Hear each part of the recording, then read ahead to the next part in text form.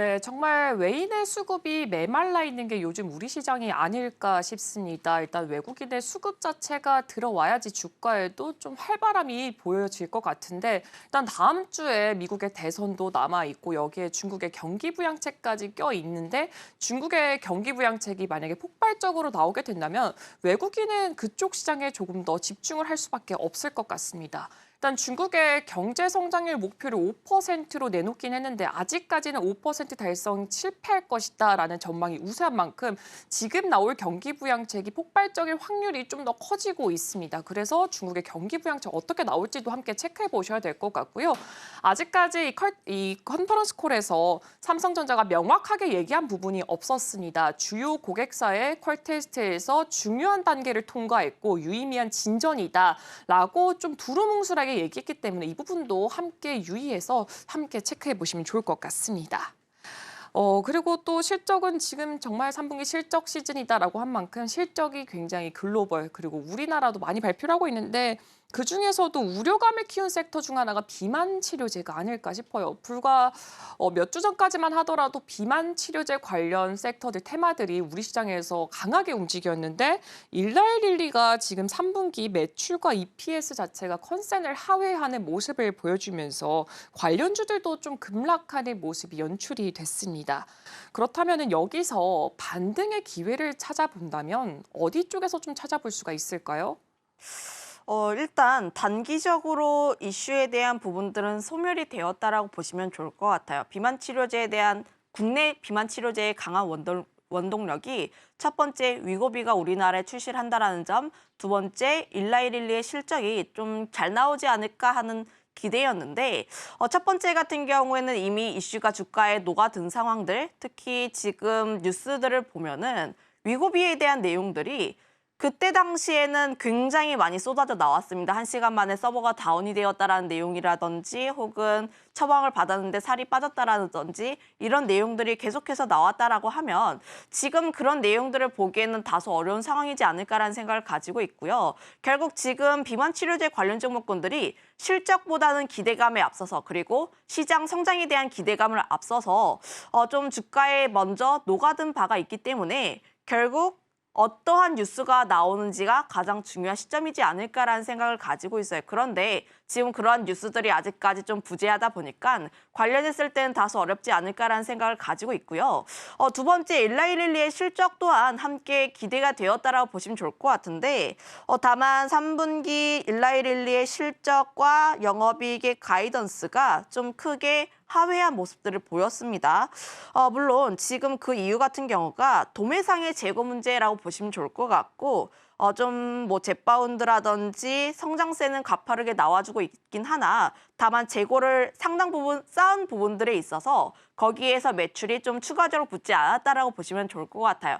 앞으로 지금 일라이릴리의 4분기 실적 또한 함께 기대가 되는 부분들이긴 하나 다만 지금 같은 경우에는 좀 이슈가 부재하다는 쪽에 조금 더 초점을 맞춰볼 필요가 있다라고 보시면 좋을 것 같습니다. 그러면 앞으로 예정이 되어 있는 비만 치료제 이벤트는 무엇일까를 보았을 때 이번 주 주말에 미국에서 비만 학회가 예정이 되어 있는데 과연 거기에서 어떠한 내용들이 나오는지가 가장 중요하지 않을까라는 생각을 가지고 있어요.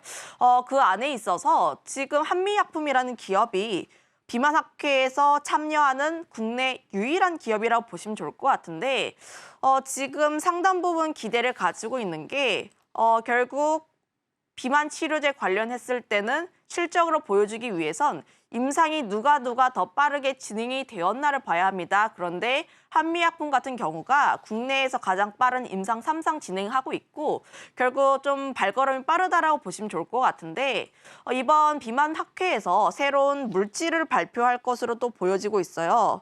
지금 새로운 타깃을 발표할 걸로 보여지는데 중요한 점은 내가 살을 빼는데 근육은 또 증가시키는 사실 저는 신개념이라고 생각했습니다.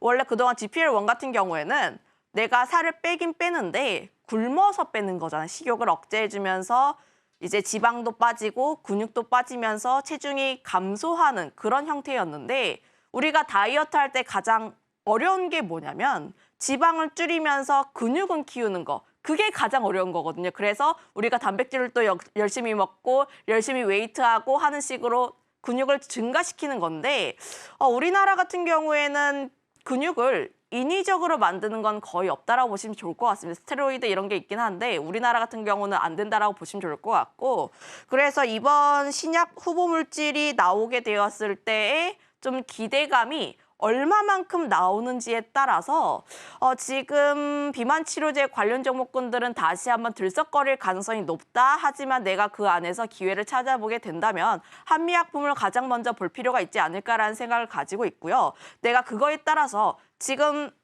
관련했을 때 비만 학회에서 좀 좋은 내용 나올 거니까 먼저 들어가야지 이런 생각보다는 내용들을 먼저 확인을 하시고 그다음에 반응 먼저 확인하시고 저는 지금 그다음에 들어가도 늦지는 않다라고 판단을 하고 있어서 지금의 관점은 관심은 있지만 조금 내용들을 살펴보자로 정리하겠습니다. 네, 주말에 비만 학회가 열릴 예정인데 여기에 우리나라 유일 참여 기업이 한미양품이라고 합니다. 정말 들어만 봐도 놀라운데 지방은 줄이고 근육량은 늘린다. 근데 이게 과연 어떻게 시장에서 반응할지가 문제인 것 같습니다. 비만 학회에서 어떻게 내용을 발표할지 그 뉴스를 확인한 후에 진입하셔도 늦지 않다라고 의견을 정리해 보도록 하겠습니다. 그리고 조금 더 국내로 시선을 깊게 가져보자면 어제 장 마감 후에 아모레퍼시픽의 실적이 발표가 됐는데 3분기 호실적 정말 잘 나왔습니다. 시가 외에서도 화장품 쪽으로 해서 테마타 형성해서 크게 움직이는 모습을 보여줬는데 사실 그동안 화장품이 좀 지지부진한 흐름을 보여줬잖아요. 이번 아모레퍼시픽의 이 호실적이 화장품 테마에 다시금 온기를 불어넣을 수가 있을까요? 온기를 불어넣을 수 있을 것 같기는 한데 다만 가장 중요한 것은 내가 좋아하는 기업, 그러니까 내가 보고 있는 기업이 중국 향이냐 혹은 비중국 향이냐를 가장 중요하게 보시면 좋을 것 같아요. 최근 LG 생활건강도 그렇고 아모레퍼시픽도 그렇고 실적을 보면은 희비 교차가 있습니다. LG 생활건강 같은 경우에는 컨센을 크게 하회한 상황들, 그런데 아모레퍼시픽 같은 경우에는 실적을 크게 상회한 상황이라 보시면 좋을 것 같아서 결국 이 두 기업의 차이를 무엇이냐라고 보게 되었을 때 아모레퍼시픽 같은 경우에 중국 쪽에 대해서 점점 감소시키는 모습들. 하지만 코스알엑스라든지 라데즈를 통해서 미국 쪽에 대한 매출을 증가시킨다라는 것이 포인트라고 보시면 좋을 것 같은데 저는 그 점에 따라서 지금 화장품 섹터 중에서도 북미 쪽에 대해서 실적이 잘 나오고 있는 기업들 코스메카 코리아라든지 VT라든지 이런 다양한 기업들 같은 경우에는 조금 더 관심 있게 볼 필요가 있지 않을까라는 생각을 가지고 있어요. 물론 화장품 섹터가 항상 달고 다니는 꼬리표가 피크 아웃에 대한 우려. 왜 그 이야기가 계속해서 나오냐면은 지금 화장품 쪽에 대한 트렌드 같은 경우에는 인디 브랜드입니다. 근데 인디 브랜드를 사는 주요 요인층들은 온라인에서 많이 구매를 하고 있고 그리고 이들의 기업 같은 경우에는 재고를 많이 쌓아놓지도 않아요. 한 달 정도라고 보시면 좋을 것 같아서 트렌드가 어떻게 변화하는지에 따라서 화장품의 실적이라든지 다양한 변수 요인들이 있다라는 것이 주요 요인인데 지금 아모레퍼시픽에서 확인한 실적들을 감안을 하면 여전히 북미에 대한 성장성은 강하게 나타나 있고 그로 인해서 관련 이벤트를 조금 더 보게 되었을 때 하반기 실적에 대한 성장세 역시도 우리가 기대해 볼 수 있다라고 보시면 좋을 것 같습니다. 블랙 프라이데이라든지 혹은 크리스마스 시즌 그리고 결국 크리스마스 시즌 되었을 때 화장품에서 홀리데이 시즌 제품들을 굉장히 많이 내놓아요. 좀 예쁘게 만들고 뭔가 별이라든지 반짝반짝 그렇게 만들다 보니까 연말로 갈수록 화장품에 대한 수요 자체는 조금 더 강하게 올라온다라고 보시면 좋을 것 같습니다.